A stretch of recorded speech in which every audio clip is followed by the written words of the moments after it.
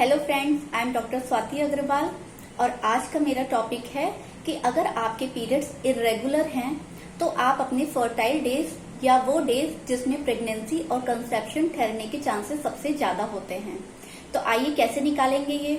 तो इसके लिए अगर आपके पीरियड्स इरेगुलर हैं, यानी आपके पीरियड्स कभी 35 दिन में, कभी 40 दिन में, कभी 45 दिन में या उससे ज्यादा या कम आते हैं, आपको पता ही नहीं होता कि आपके पीरियड्स कब आ रहे हैं, तो ऐसे में आजकल ज्यादातर 60% महिलाओं के पीरियड्स इरेगुलर ही हैं।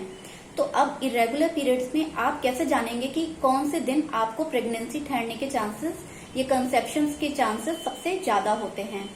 तो इसके लिए आप अपनी 6 मंथ की साइकिल, यानी जिस दिन आपको पीरियड आ रहा है उसको आप कहीं नोट करें। वो आप नोट करने का ये है, इसलिए नोट करें जिससे आप पता लगा सकते हैं कि आपकी सबसे लॉन्गेस्ट साइकिल और सबसे शॉर्टेस्ट साइकिल कितने दिन की होती है। मान लीजिए अगर आपकी जो है सबसे लॉन्गेस्ट साइकिल है 45 दिन की और सबसे शॉर्टेस्ट साइकिल है 35 दिन की, वो आपने कहीं नोट कर रखी है, इससे आपको ये पता लग गई। अब 45 डेज की साइकिल और 35 डेज की साइकिल, इनमें से आप 45 में से 14 माइनस कर दीजिए। 45 माइनस 14 कितना हुआ? 31 डेज।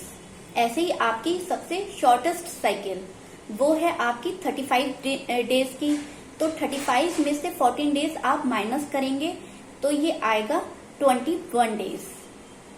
तो आपकी सबसे शॉर्टेस्ट साइकिल और सबसे लॉन्गेस्ट साइकिल ये जो है आपने निकाली, इन दोनों में से आपने 14 दिन माइनस कर लिए, क्योंकि पीरियड्स की जिस डेट पे पीरियड्स आते हैं उसके आखिरी के 14 दिन हर साइकिल में फिक्स रहते हैं। उसमें 14 दिन पहले ही ओव्यूलेशन होता है, तो इसलिए हम इन दोनों में से 14 डेज माइनस करने को कह रहे हैं। अब 35 माइनस 14 और 45 माइनस 14 यानी ये निकला 21 डेज और 31 डेज।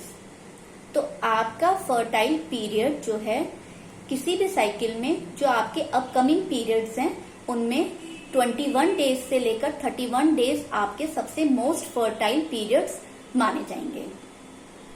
तो अगर आपके पीरियड्स इरेगुलर हैं तो आप अपने 6 मंथ की साइकिल को लिखे कहीं, उनकी सबसे लॉन्गेस्ट साइकिल और सबसे शॉर्टेस्ट साइकिल, जिससे आपको पता लग जाएगी।